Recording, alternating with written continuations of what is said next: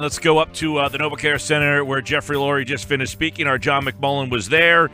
We'll try to hit on some of the key points. We're short on time with John, but definitely want to get reaction. John, a couple things stood out. Your question regarding Kaepernick obviously was a very big one up there. He did not have a lot of anticipations or did not throw down that this is a playoff team or needs to be a playoff team, but certainly sounded like he had a lot of praise for his GM, Howie Roseman, today. So kind of give us an overview. You're up there. What's the scuttlebutt? Yeah, there's no surprise there. Obviously, Jeffrey trusts Howie Roseman a lot, and I think, to me, the strange part of the back and forth in going away from Howie Roseman to Chip Kelly and then back again was that he did the original and actually handed Chip Kelly the power, because he's always had a tremendous amount of respect for Howie Roseman, and he trusts him implicitly. So to me, that part of it's no surprise. And then you had the issue, which we talked about a little bit earlier in the week, as far as Mike Lombardi criticizing the head coach. So Jeffrey was sure to sort of reaffirm his confidence in Doug Peterson. And I think in a lot of ways, I think that's why he did this, to be honest, because that sort of story kind of took off on a national level, and he called it clickbait and sort of things like that. And I think he wanted to address it and come to his coach's defense. And then he knew he was going to have to answer some of the questions about the social issues swirling around the NFL. That's just part of it, part of his job as an owner. And as you mentioned with Colin Kaepernick, I have said, and I've written extensively, the blacklisting, the blackballing talk, it doesn't make sense. And Jeffrey Lurie kind of explained why when I asked him that question. John McMullen's with us here. The one thing is, he mentioned a lot of things regarding you can't make any playoff declarations. Things change from year to year. Do you get the sense that this is a year that they don't, if they make the playoffs, great. If not, it just seemed like that's the feeling I got was, if we don't make the playoffs, so be it. We don't have expectations. Yeah, I don't know if it's that. I just think he was trying to temper the expectations a little bit with a second-year quarterback and kind of saying, look, this is a developmental prospect, and if you look at the second seasons of a number of quarterbacks, not only now, the young quarterbacks, he mentioned Marcus Mariota, he mentioned Jameis Winston, but also really in history, if you look at the development of quarterbacks, there are going to be hiccups along the way. And what you're really trying to define is how far is the quarterback progressing. So I think in a lot of ways this season is more about Carson Wentz's progression as a player rather than a Super Bowl. He's never going to say that, and the fans don't want to hear that, but that's just the reality of where the organization is right now. And I think, sports are cyclical. We talk about it all the time, and you're going to have up years, you're going to have down years. And I think now the Eagles are in between. They're certainly not a terrible team by any imagination, but I don't think anyone looks at them as a threat to the New England Patriots or the Seattle Seahawks or teams like that. John McMullen with us. John, at one point, and Jeffrey's answers can get real long at times.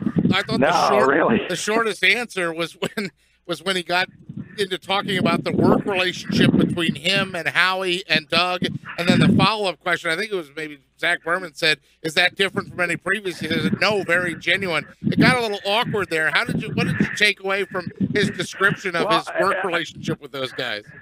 Yeah, I'll give you. I'll tell you. The shortest answer actually came after the press conference, because we gathered around and he answered about 10 more questions, and his shortest was the one I asked, and I asked him about an extension for Roger Goodell, and he looked like I kicked his dog. He wanted no part of that kind.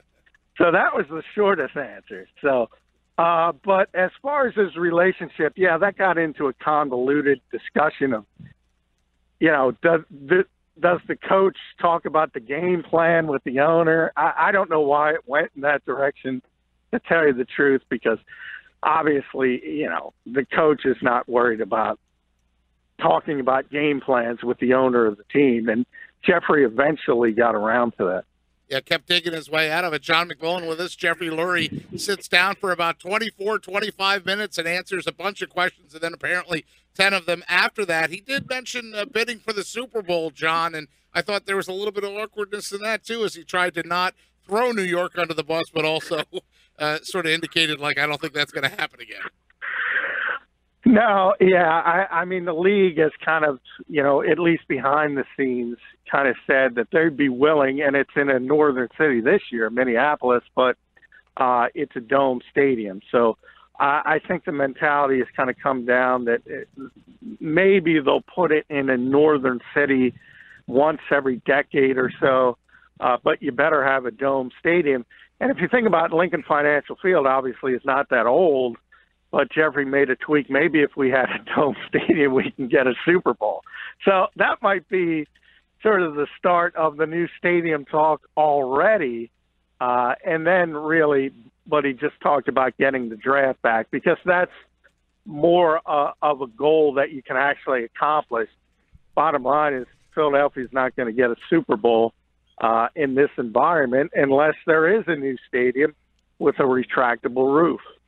I think there's so much to go over here. We're a little short on time. John McMullen is with us, 97.3 ESPN.com. He was asked about, the Kaepernick stuff. Would they sign him? He said, well, I don't know. We have good quarterback situations. But he did go back to the time when Vic, what they went through to go through Vic. Do you get the indication that Lurie's the kind? And he also, you asked him the question about being blacklisted, and he said, no one has ever spoken to me about this. In 23 years, no one's ever spoken. Do you get the indication that the Eagles that Lurie would be an owner that would sign Kaepernick? Yeah, I do. I mean, he's that, and that's one of the things I've kind of always pointed out that kind of falls apart in the conspiracy theory aspect of Colin being blackballed, is that, when you just kind of think about the stereotype of owners of football teams, it's a bunch of rich guys, and you want to describe them all as a sort of a monolith that think exactly alike. But there are certain guys, and Jeffrey's among them, who's very progressive politically. Paul Allen's another. Jed York is another. So they don't think like people think they think, if that makes sense. So, the general public kind of assumes that they're all very conservative. They're all very stodgy, but Jeffrey Lurie's not like that at all. And he would certainly consider signing Colin Kaepernick if his football people told him he's a good fit. And that's where I kind of always said the blackball talk doesn't make sense, because there are owners like Jeffrey Lurie who would actually want to prove a point. In other words, he's not going to sign the guy just to prove a point, but if he felt he could help his football team, Jeffrey Lurie would go out of his way to bring in Colin Kaepernick. John, one of the things Mike and I talked about on today's show is who's this year's Atlanta Falcons, who's the team that maybe you don't see making it into the Super Bowl, making that leap. And then in the middle of the press conference, Jeffrey Lurie comes out and says, what was Atlanta's record going into last year? Do you think he sort of hinted a little bit at his optimism for this year's team, or revealed a little more in his answer, the way he talked about to the direct question, which he did not answer yes or no, but is this a playoff team?